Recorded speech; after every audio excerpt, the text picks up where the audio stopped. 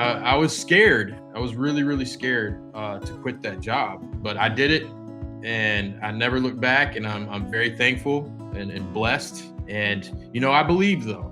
I believed in us. I believed in myself, and I had faith the entire time that we would eventually get over the hump. Because I felt like that's what it was. We were kind of just climbing this wall, and it was just this roller coaster. But we finally got there, and it's been amazing. You're listening to Deal Closers, brought to you by websiteclosers.com. Deal Closers is a show about how to build your e-commerce business to be profitable, scalable, and one day, even sellable. I'm Jason Gillikin, and on the show today, we talk to two founders who did it. They successfully built their company to the point where they could make a living, then a good living, and then they had a successful exit. California Beach Company was founded by Austin Wright and David Shoham. If you look up their names or the company now, you'll see the Kickstarter success story, the millions of dollars in revenue, the advice they give to other entrepreneurs, the exit with the help from websiteclosers.com. And on this episode, you'll hear from Jason Garatas and Isaac Porter from Website Closers. But what you might not see is how they got here, the struggle they went through, and the failures throughout their path to success. Austin and David grew up in Georgia, and after high school, it was time for them to get away. Here's David. We eventually had to get out of where we grew up, and I do look back and I'm like, man, if I would have never left, I don't know what would have happened. Maybe good things, because I've always been a passionate person, but I could have had some lengthy jail history by now if I continued to live where I grew up. So I think it was good. And I think we left at the right time. It was like I was just turned 21. Austin, I forget if you were 19 or 20 when you moved out, but yeah, we were still young. I moved to LA with basically 2 trash bags full of clothes, and that was it. I didn't even have a car. Me and my high school buddy at the time just packed up. We shared a car. We moved to LA first, and I think we had like maybe $3,000 to our name. Like that was our net worth. So we go out there, and of course everyone's like, you guys are not going to make it. Like, we'll see you in a couple weeks. You'll be back. And so we get out there, and I think we landed in like Manhattan Beach and booked one of those like extended stay hotels. And I think we spent almost our entire $3,000 in the first like 2.5 weeks. So we were like, oh shit, we're not going to make it. So they didn't make it to LA, but they found a place to stay in San Diego, where they eventually figured out a way to make a living. David in the hospitality industry, where he ended up working for some of the best restaurants in the world, but he was making money for someone else. Austin started in hospitality as well, but then found gyms and found out that he was actually pretty great at it. But he had the same problem as David. I was opening gyms for someone else all over Los Angeles. I opened 12 or 13 gyms for them. And it eventually got to the point where I was like, I'm building this empire for somebody else. Like, I know what I'm doing now. I can do this myself. So I decided to make that leap around 2017-ish and branched out and opened my own gym in LA. That was really the moment for me that allowed me the freedom to do whatever else I wanted. That freedom allowed Austin and David to dream big. They started some e-commerce businesses together. Some worked okay. And eventually, they landed on the idea that would change their lives. It all started with a trip to the beach, where they all brought a big sheet to sit on. And we looked at each other. We were like, why don't we just buy like a beach sheet, like something for this exact, time, right? Like a picnic blanket, but for the beach. So we go online and we start looking for it, and it didn't really even exist. There was no product like that on the market, which you would think someone would have invented by that point, right? Something specifically for that. And so that's when it kind of dawned on us, and we were like, let's just make it. Let's just make this product and see if we can actually sell it and create a business out of it. And so that's what we did. We basically went to Craigslist and hired a local seamstress in LA and paid her $100 to sew together this product that we wanted. And, over time we made iterations to it. We added little bean bags to the corners so it would hold down if it was windy outside. We decided that obviously you don't want to pick up a sheet and bunch it up and carry it around. So you needed some way to transport it. So we attached one of those little, Nike drawstring backpacks to it. So you could just fold it up and throw it on your back and it would come out and fold back in.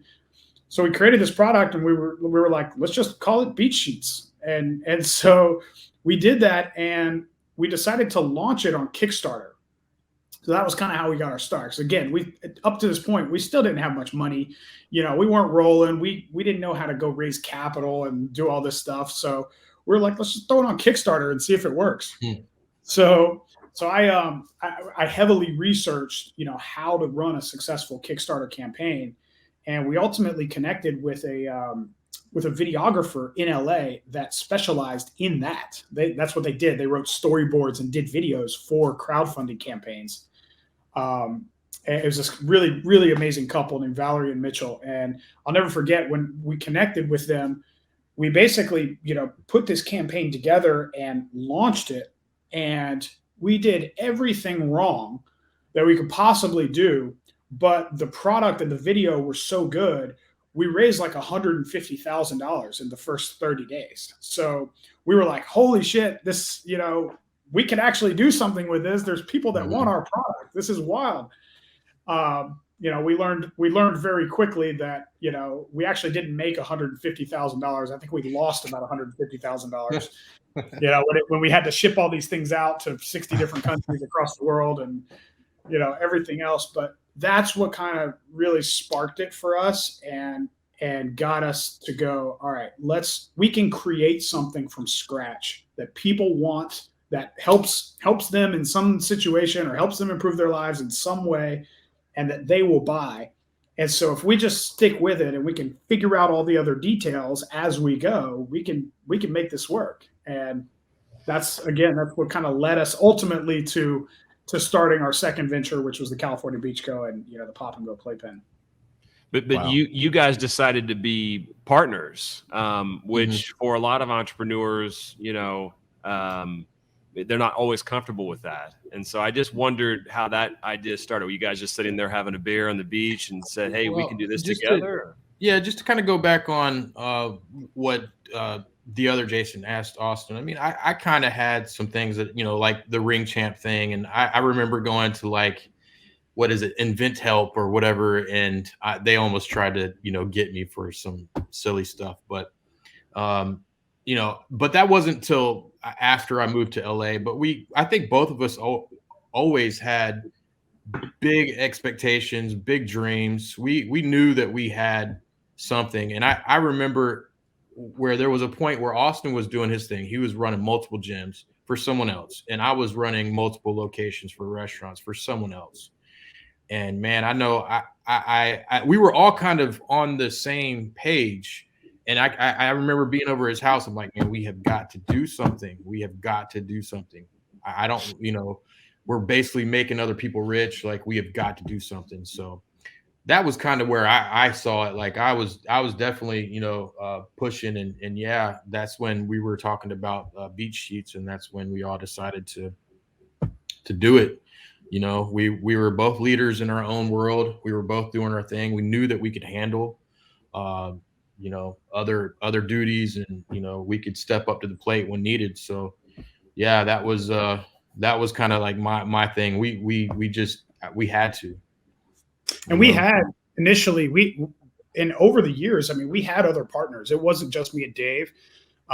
We had people that came and went throughout this process. And, ultimately, I think what we learned, specifically working together, is that, when you have a business, you really have to be all in, right? If that business is not making money, you have to capitalize it somehow, right? You have to put in your own money or go find money to raise money, or put up collateral for debt, that kind of stuff. And those were really tough lessons to learn, especially in the beginning, because, we don't have MBAs. We didn't go to business school to learn all this stuff up front. We had to basically go through it and learn it the hard way. And, over time, people had to step away from the business, walk away, drop out, because they either didn't have the resources or it just didn't work out in terms of that partnership. But me and Dave just kept our heads down and kept trying and kept iterating and, kept putting in our own money and our own time and our own effort. And ultimately, after years of, really struggling and not making it, but continuing to move the business forward, it finally turned that corner and started making money. And then we were able to eventually step away from our other jobs and other businesses and focus on this full time.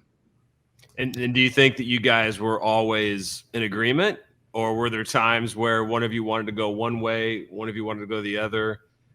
You read and listen to partnerships. Some of them go south really, really bad. Others, are they become best friends. And I think of, the ice cream company, Ben and Jerry's. I listened to their story the other day, and those guys, they sold their company and they still to this day are best friends.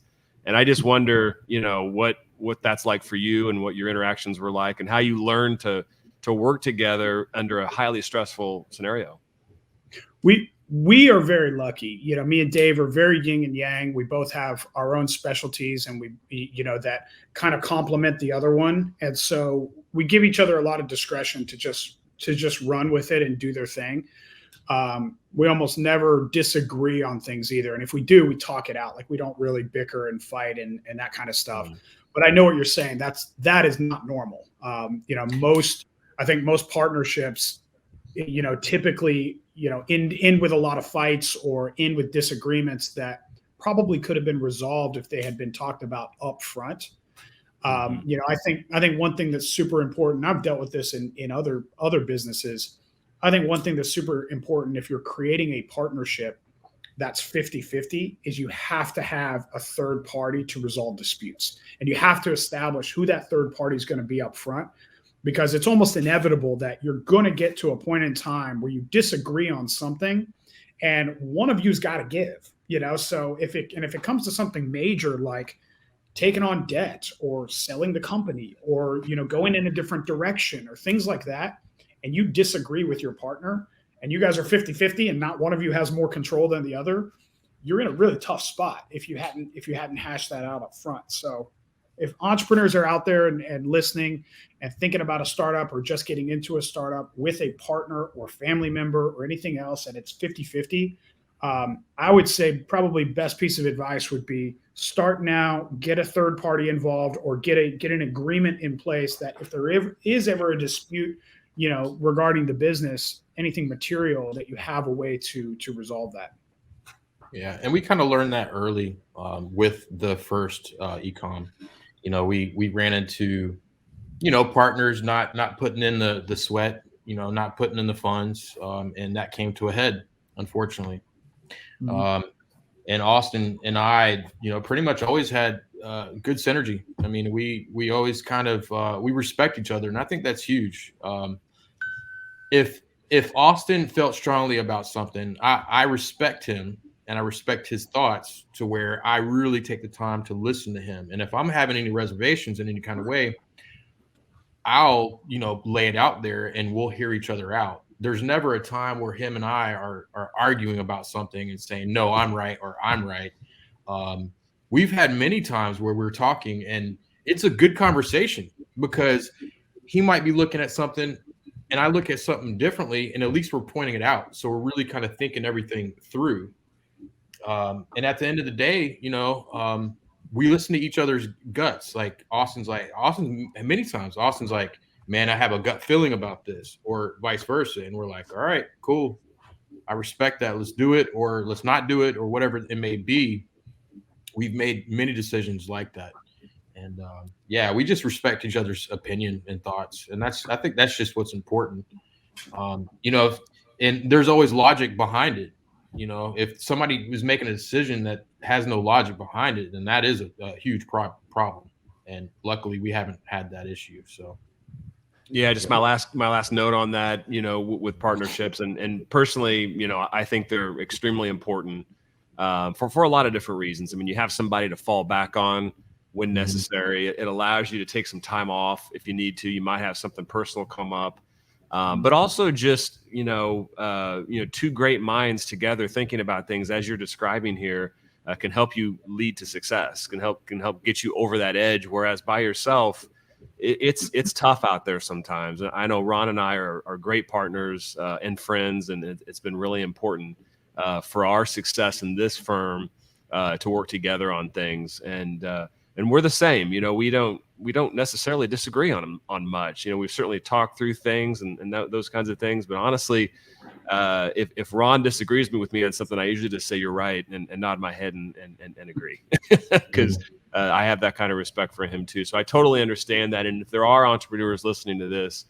highly recommend to consider when you're starting out at the beginning to think about a partner in the process, not just from the monetary side, but just the entire operation can be so much easier when you've got someone on your back to run through it. So anyway, and I think one thing to add to that, we learned through the process of actually selling our company and talking to all of these different institutional groups, private equity groups, the big players that have big capital that are coming in and buying companies. They want to see strong management teams. They want to see people in those roles that they can look at and go, okay, we can buy this business and we can plug in our own resources and replace and improve this process. If it's just one guy, one entrepreneur, and he's running the whole show, it's harder to create more enterprise value for your company, because if you walk away, what happens to the business? So that's definitely something to think about as you're thinking long term. Get partners up front, hash out the agreements, make sure everything's on the table right up front, and then it's just going to make that process of building the company out so much easier. Good advice. So who's your third party? You mentioned you needed a third party, like mediator almost. Like, who's that for you guys? Probably the dog. No? No, I would say we actually didn't have that in Cali Beach. We were 50-50, but I've had experiences with other businesses, with other companies, where that mistake was made, and I wish now that I had something in place up front to help resolve those kind of issues. We built out a pretty good management team with the California Beach Co. We had a really incredible CMO, Chief Marketing Officer. We outsourced a fractional CFO, so we basically got accounting and CFO services for a fraction of what it would normally cost. And then we just outsourced a lot of different positions. So we had people in roles that were dedicated to their role, that were specialists in their roles, and that really took the pressure off of me and Dave to have to do those jobs. So it was more just working with those people and letting them kind of run and do what they were good at, and compensating them the correct way, which is aligning them with the interest of everybody and of the whole company. And I think that ultimately led everybody to be really motivated and engaged and wanting to grow the business versus feeling like they had a job. That makes sense. Yeah. So take me back to the Kickstarter campaign. I've got a friend right now who wrote a children's book, and she did a Kickstarter campaign for $10,000, and she's got like 20 hours left, and she's going to make it, but she's like $500 short. And the joy that she's about to have for reaching that $10,000 and being able to publish this book, like, she's going to be dancing on tables, right? And you guys asked for $20,000 and ultimately, got close to $400,000. I mean, what was that like? Like, what's going through your head as you're seeing this money roll in through Kickstarter? So Kickstarter can be done many different ways. If you go to Kickstarter and you look at, the top 100 campaigns ever, you're going to see a lot of similarities in those campaigns. And a lot of the big ones are things like board games, or video games, or, electronics, that kind of stuff. These are typically either established companies already, meaning they already have these products and they're making them and they're acting like it's a new thing that they're launching on Kickstarter, or they have a lot of capital behind them and they've basically got the whole business lined up and ready to go and ready to launch. And they're putting it out there on Kickstarter and, dumping a ton of ad spend into it to boost it. So it's very, very rare that somebody just comes up with an idea, makes a video about that idea, and doesn't really even have prototyping or any of the other things you need to launch, and throws it on Kickstarter and raises hundreds of thousands or millions of dollars. That almost never happens. And so we understood that going in, and we were at that very early stage. We had a prototype, but that was pretty much it. We had no social media following. We had no email list. We had no manufacturing at scale. We barely had 3PL lined up for logistics. So it was very, very early stage.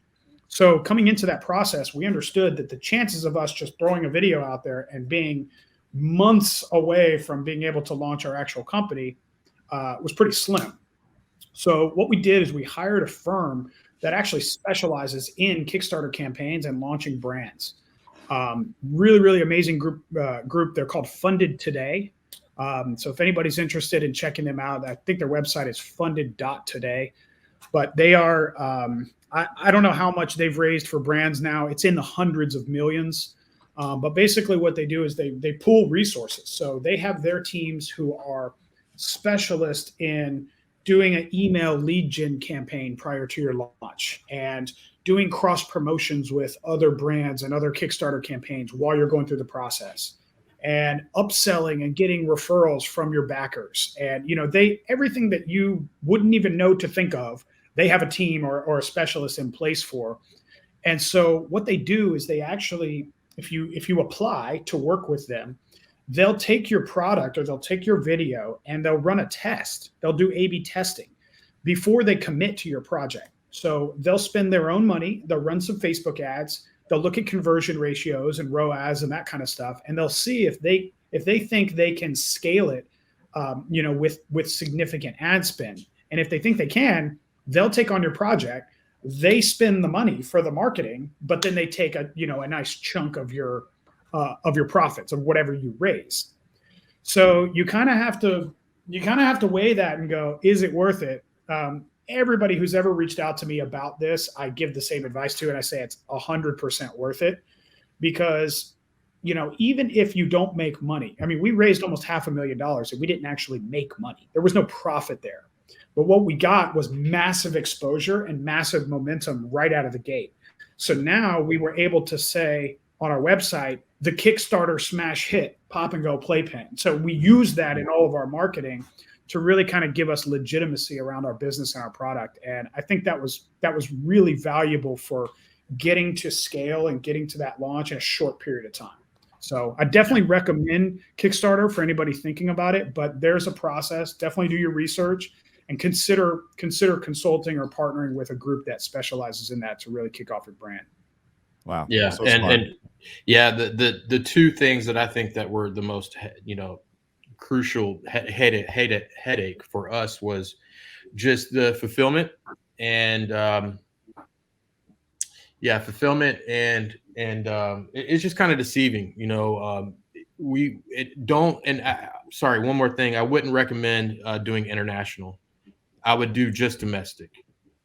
And that's unless you have it figured out up front, which we did not. We did not. We didn't realize that, we ran this campaign with playpens, which are not small products, right? They're pretty large. Even though ours was the lightest on the market, we basically came out with the lightest playpen ever made, but the product still weighs 10, 12 pounds and takes up 3 feet of space. So if you want to ship this thing from China to Saudi Arabia, it costs $300, but you didn't charge the person shipping. So we didn't think about all of this stuff up front. If you have that worked out, then it makes sense because you get worldwide exposure from the gate. But if you don't, it can certainly bankrupt you. And it was pretty close. It was tight. Yeah. It was definitely stressful, but that was it. Everything else that Austin said about Kickstarter and even Funded Today is all true. It's definitely worth it. We definitely, it was a good kickstart to our business. It really was. But the fulfillment was a nightmare. And that was the tough lesson that we had to learn, unfortunately, that we can't really get back, was just the international, sales were a nightmare. And just fulfillment. Some companies we didn't even have a 3PL set up yet. And then we had to pretty much go in and say, hey, we have this file that I need you to integrate it with. And even that was a nightmare. So I would say have that set up beforehand. We ended up dealing with Kickstarter issues for well over a year after the campaign ended. Just trying to get things shipped all across the world. And imagine trying to do refunds or exchanges from, 60 different countries when you don't have that kind of, operational logistics set up. It was a lot to do. I would work on getting that set up first. And I'm sure there's companies that it could either drop ship or they could help set up. I'm pretty sure there might be some better solutions now than there was back then. Wow. So this could have been a total disaster for you all. I figured you'd be jumping up and down, so excited, but it sounds like you're like, oh crap, now we've got a lot of work to do. We were certainly celebrating after the campaign. It was a massive success. We were expecting to raise somewhere between $20,000 and $50,000, and we got well over 400. So it was certainly a celebration afterwards. But I think that's when the work started, and that's when it got real. That's when we said, okay, we've now got we're 30 days into business, and we've now got 3,000 orders to fulfill in 62 countries. How do we do this? And so that's when you have that wake up call and you go, okay, this is harder than I thought. And so you really have to start pooling resources. You really have to do research and figure out, good partners to work with that can help you with this. Because if you're, again, goes back to, if you're on your own trying to figure this thing out and, you just have $400,000, but now it's going to cost you $700,000 to ship all these things. Well, that's it. That's the end of your business, So you just smash hit and then crash and burn immediately. So guys, question that I've had. You've been tremendously successful, built a great business, but you mentioned things that were harder than you had anticipated. What were some of the other things where maybe lessons learned, mistakes made, projects that ended up just being a lot harder than you anticipated? For me, I would say customer service is really top of mind when I think about mistakes and things that are important to establish up front. When we started off, me and Dave were the customer service. So literally answering every email, text, calls, DMs, you name it. We were everything. So, and that was extremely taxing. Especially when you come out of the gate. If you get a lot of momentum right away and you have a lot of customers right away, that's successful on paper, but there's a lot of it behind the scenes that can be very stressful and very taxing on you as an entrepreneur. And ultimately, it took us 2.5 years before we figured out how to outsource customer service the right way. And ultimately, I mean, I look back now and I'm like, Jesus, we could have made probably close to $1 million or more profit had we figured this out early. And so, we got to the point where obviously it was overwhelming for us. So we started putting it on our social media team. That hindered their ability to create content and growth through social media because they were dealing with customer service all the time. So then we moved that to our internal 3PL, which was a company that's based out of California. So talk about doing things the wrong way. Pick the most expensive place basically in the world for labor and hire customer service there. That's the worst thing you can do. And so we did that, and we had a team of like 10 to 12 people, agents that are making $20, $25 an hour answering email tickets, and our customer service is costing us $40,000 a month. So ultimately it's, I would say that's one of those things. There's really great companies out there. The one that we ended up working with in the end is called Talent Pop. Really cool company. They use incredible software. They're plugged into Shopify. They're plugged into Amazon, and they hire, they train, they outsource all of the agents. And it literally brought down our cost by a factor of 10x when we hired them, and it improved the service of the business as well. So I wish we'd figured that out earlier. Yeah, you definitely want to drop a line for Gorgeous when it comes to that as well. Gorgeous is a software that integrates all your channels into one platform. So literally, you get a notification that somebody, said something on Facebook, Instagram, a DM, anything. It all puts it into one platform. So that was huge. Challenge I think a lot of startups have is, having so many different channels now that you have to manage. You've got to be on Instagram, you've got to be on Facebook, you got to be on YouTube, you got to have email, you got to have a contact form on your website. We were on Pinterest, Snap, Twitter, all of these different platforms. So if you don't have the same people or the same software managing all of this, you may get different messages. And that was happening to us. We would have people reach out to us on the contact form on our website and be like, hey, what's up with my order? and they would get a response from an agent. And then 4 days later, they would DM us on Instagram, and somebody else is responding to that person something different. So now the customer's pissed. So Gorgeous was really cool because it's similar to like a Zendesk, where it basically just pulls everything into one place, and it's a ticketing system. So nothing gets lost, nothing gets dropped. And you have the same team of agents working, saying the same things and providing that same message. So it creates a nice consistency across the board in terms of customer service. Very cool. So I want to just interject for a second. Sorry, Jason. I have to run in 15 minutes. That doesn't mean this has to end, but I do want us to talk a little bit about the actual sale and getting to this process, this idea that you wanted to potentially sell a piece of the business, and what your thought processes were to that. I'd also like to hear just a little bit about what it was like. Of course, we lived it with you. But we want people to understand a little bit of the process also, and then maybe just a little bit about what it's been like, as you've sold, and you sold to a very impressive company. I don't know how much we can talk about that here, but to the extent you can, this was a lower middle market transaction. Are we allowed to talk about the number? I don't think so. Okay, so we were not general ballpark kind of stuff. Just general ballpark. Okay, so lower middle market will work. It was a nice transaction to a very large company that's very heavy, primarily in e-commerce, but also Amazon. But just kind of at the beginning, when you said, "Hey, we've got something here," did you think we need some help and maybe we sell to get help, or was it just I want out? We get people from all different walks. So just wondering your thoughts on that. Yeah, I think it started around the beginning of 2020. And our first conversations were not around selling. It was actually around raising capital or, partnering with a VC or an angel. And so we started exploring those options. And ultimately, our CMO connected us with Nate Lind with Website Closers. And so we started talking to Nate, and Nate tells us, he said, "Hey guys, we've got a lot of different ways that you can, take some chips off the table and basically cash in, but also stay with the business if you want to continue to grow it." And so we had never even thought of that idea before, but he presented that to us and basically said, "You guys can sell 50% of the company, 70%, 80%, whatever you want.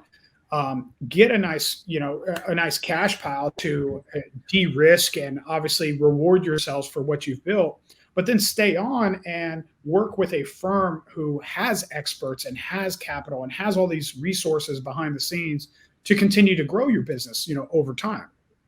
And so that was very attractive to us, because again, we don't have those kind of Ivy League MBA backgrounds where, we had the confidence to basically ride this out for the next 3 to 5 years. Now, don't get me wrong. We were confident in our business. We were crushing it. And we had every intention of growing this thing to 5X or 10X more than what we did. But anything could happen. There could have been, who knows, there could have been a lawsuits or compliance stuff or stuff with China and the US. I mean, a million different things could go wrong. And ultimately, that roller coaster that seemed to keep going up could ultimately come back down. So I think it was part de-risking. It was part, taking some chips off the table and cashing in for our reward that really got us excited about the process of selling. Mm-hmm. But you asked about kind of the I guess the emotions of it. I've never been skydiving, but I would imagine it's similar, where it's equal parts terrifying and exciting. That was it for me. I mean, going through this process of selling was stressful. It was a lot of anxiety, but that was backed by excitement, because as you're having this anxiety of like, will this get done or will we get through this process? There's that hope and that excitement of, yes, we will. And my life is going to be better on the other side of this. And it was a long process. As you guys know, we had a couple failed LOIs. Mm-hmm. The first guy basically didn't put together all the capital, and the whole process kept dragging out longer and longer. And ultimately, we walked away from that deal because 4 to 5 months into it, the valuation of the company was higher than it was when he first submitted the LOI.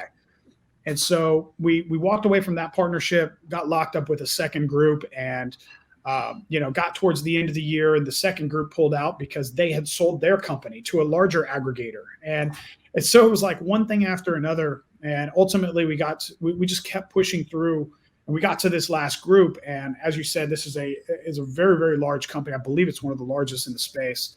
And so, we really deferred to you guys as our brokers and as our advisors on this deal. We deferred to you to kind of help us continue through this process and make sure we picked the right partner. And ultimately we did. These were the guys that got it done. They got it done in like 45 days nonetheless, and closed. And now we're in that process of transitioning everything over to them. And it's been a really cool and really smooth ride ever since finally getting to that close. Yeah. Mm-hmm. Yeah. And as you think about, one day you'll remove yourself from California Beach Co. and potentially do something else. Mm-hmm. Any thoughts on what that might look like? Yeah, we're already working on it. Actually, we didn't take much work off. I'm not surprised. We're already at it, man. We're starting over and hitting the reset button. I like it. I'm assuming there's a few things you've learned through this process not to do. 100%. And just going back, you guys have been, Website Closers was very helpful. They helped, fortify the business. You guys really opened your Rolodex to us. You guys connected us with some many great firms and great people, attorneys, whatever you name it. You guys have been great. But yeah, we're already back at it. So I'm sure maybe 2-3 years we'll be talking again about another exit, maybe, hopefully. I hope so. You also learn a lot. You learn a lot during the sales process. Just having a high level private equity firms or institutional firms come in and go through the due diligence process and dissect your business. You learn what they're looking at. You learn what they're looking for. You learn what they want. You learn what they expect. And once you've gone through that, it's like the blinders come off. You now know, like now when we start a new company, we know exactly what to do. We know what to avoid. And when it comes time to wanting to sell, we're going to walk into that thing super prepared, with everything up front, versus scrambling and trying to have to put together inventory systems and a CFO and, all of these things during the due diligence process. Right. So it was very, very enlightening. And, again, if people are out there, you're thinking about selling, you're thinking about raising capital, partner up with a brokerage like Website Closers and go through this process, because it really it not only helps you in the business you're in and with the exit that you're trying to accomplish now, but anything you want to do moving forward, it's just going to make that whole thing easier in the future. 100% agree. So, David, I read that, you and your wife were so invested in this company, and Austin, I know that you were so invested in this company as well. And you guys are living paycheck to paycheck for the longest time. What's it like now? Like, go through your emotional state now that you've gone through the exit. Yeah, that there was definitely some scary moments towards the end to where we really started paying ourselves. I think that there was a point where, me and my wife and I think Austin, we all it wasn't like a group conversation, but it was a wife and then Austin. We knew that we were all in. We knew we had something and we believed in it. So all the savings I had, I had to liquidate certain things and I had to put in to the very end. And, it couldn't have worked out any better, because if it would have got worse at the end when I was just running dry, I don't know if I would be sitting here right now, but I was able to pull together and pull it through. And then, just like Austin said, early 2020, things just took off. And, a few months, we were just loving where the business was going. And then we were able to take some distributions from the company. And at some point, that was when I had another conversation with Austin. He was just like, do it. I was like, quit your job, man. What are you doing? Quit your job. I was scared. I was really, really scared to quit that job. Even though I had already paid myself enough money to probably survive for 2 years or 3 years even. I was still scared though. But I did it, and I never looked back, and I'm very thankful and blessed. I believed though. I believed in us. I believed in myself, and I had faith the entire time that we would eventually get over the hump. Because I felt like that's what it was. We were kind of just climbing this wall, and it was just this roller coaster. But we finally got there, and it's been amazing. Again, beyond blessed and very thankful for where I'm at today. And I'm excited because this is just the beginning. A lot of people might think it's the end once you sell a business, or no, that's not the case at all. Austin and I are still young, even though I feel like I'm getting older and having to go to chiropractors and doctor visits and things of that nature. But we're still young, and we're gonna hit it hard again and try to do this multiple times, and then I don't know, maybe just sit back and invest. I don't know. I think there's a lot of milestones. You hit these milestones as you're building your company, and then obviously a big milestone is if you have a successful exit. For me, I think back our first, we had a lot of successful moments and milestones, but I think our first really big one where we were like, oh shit, I think we made it, was when we did our first $1 million month. And when we had that, if you have a business on Shopify, obviously you've never seen the M until you do $1 million. And I remember, we were up one night like right at the end of the month. It happened on like the 30th at like midnight. We're all sitting there staring at our Shopify app, and it changed from 999K to 1M. And we were like, oh my God, there's an M.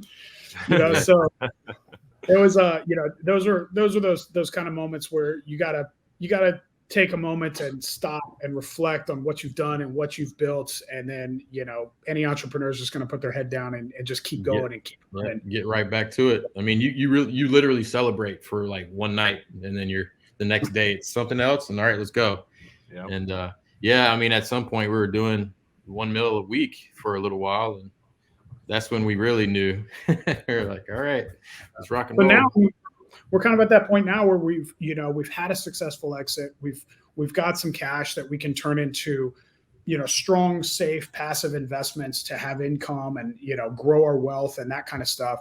And now we can focus on other things without having that stress, without having the need to make money or make income from your business. Mm-hmm. So we can take our time where we need to, we can allocate the right resources where we need to, and we can really focus on making sure that we repeat our success, but this time, do it even bigger and do it with less stress. So that's really what's exciting for me.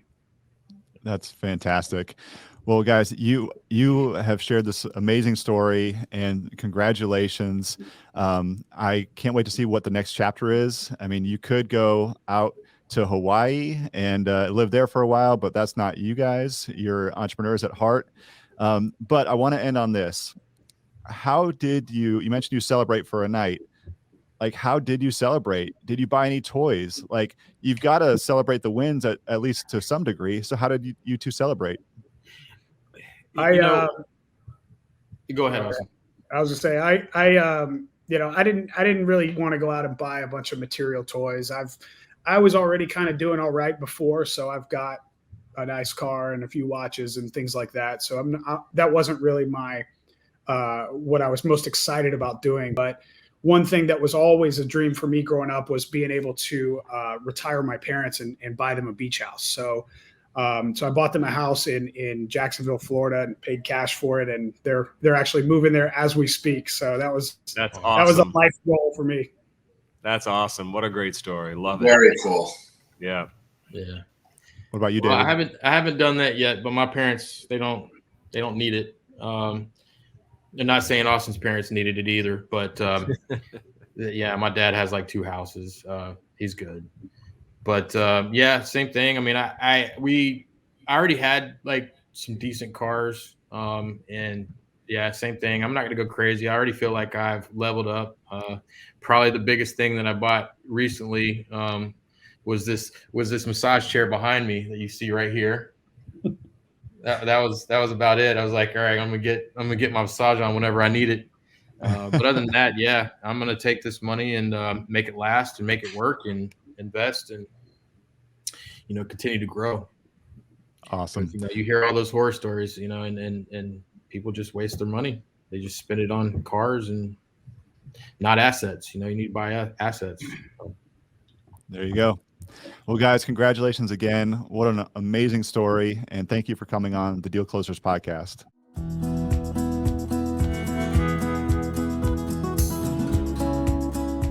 All right. That was David Shoham and Austin Wright from California Beach Company. What an amazing story. Thanks, everyone, for listening to this episode of the Deal Closers podcast, brought to you by websiteclosers.com. If you like the show, be sure to rate us, write a review, press the follow button, or share with your network. And of course, if you're looking for help selling your e-commerce business, be sure to visit websiteclosers.com. This episode was edited and produced by Earfluence. I'm Jason Gillikin, and we'll see you next time on the Deal Closers podcast.